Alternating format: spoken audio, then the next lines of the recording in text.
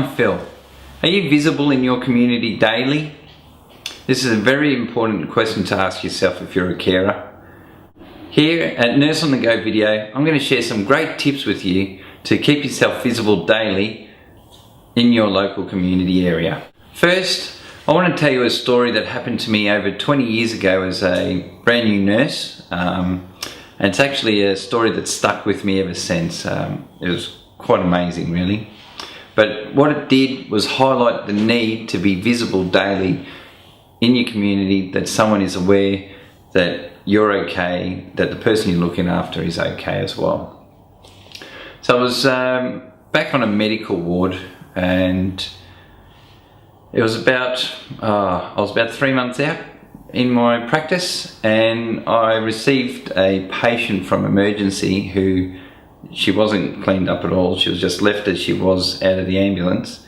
Her problem was she had a severe stroke that she couldn't talk.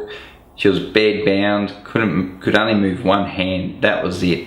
And only half crack a smile, barely understood anything unless it was very basic English. And she came to us and she was very dehydrated, malnourished, and she also covered in feces from head to toe and actually had maggots growing out of her back, eating all the dead flesh out of her back.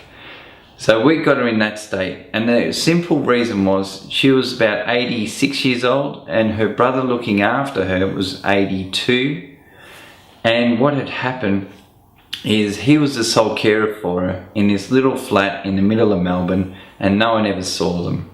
And one day he's gone to go and help her, get her ready, get her dressed, get her all sorted out, and he's had a sudden heart attack, severe enough that he died.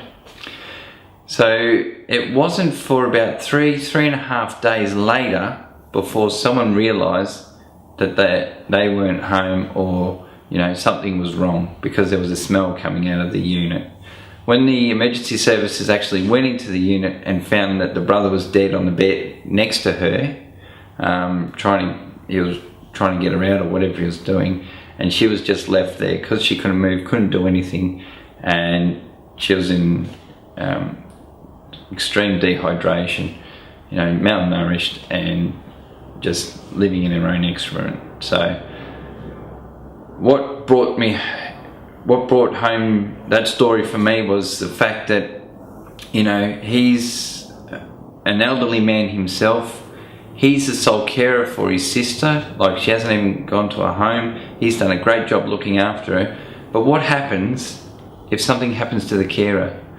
Yes, you've got these alarms that go around your body, and if you have an accident and you can press the alarm and someone can come, that's fine.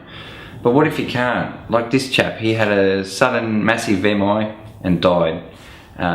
So there was nothing anyone could do. So what I want to give you today is some tips and some suggestions on making sure you're visible daily in your local community, so that if something does go wrong with you, that help is received within 24 hours instead of waiting 3.5 days. Or I have seen cases where both people have perished in a house because the carers had some unfortunate incident. They were unable to be contacted, and no one could care for the patient. They've got malnourished and died.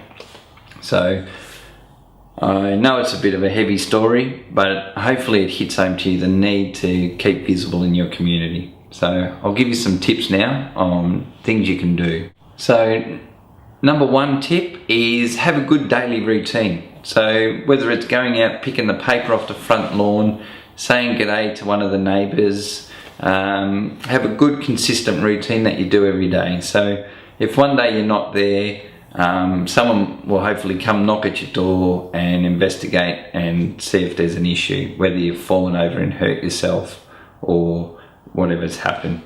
Or if you live in a urban sort of situation and you can say hello to neighbours daily, that's always good. Have a good chin wag with them. It's also good to have some outside contact with someone else, because when you're a carer, it is a very heavy, demanding job. And it's nice to just have a chat to someone to say, hey, we're doing fine, we're doing this. It also helps keep the neighbours in the loop of what's going on, just in case you have to go to the doctors or something, or to the hospital, or you're going away even. So it just keeps everyone in the loop of what's happening. If you've got no neighbours or anyone to call to see in a day, call a family member or friend. See if you've got a relationship where you can just ring up and say, hey, we're doing good today, what's going on?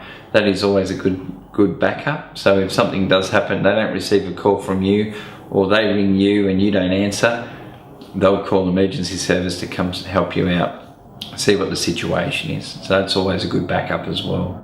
Leading on from phone calls, if you're a bit savvy with the computer, Skype is always a good way to communicate. You can just leave a little instant message there for relatives saying, hey, we're all good here, have a great day, something like that, something simple, just so they know that you're accessing the outside world and that you are still functioning, and you know there isn't anything to be concerned about. Visiting your local community centre.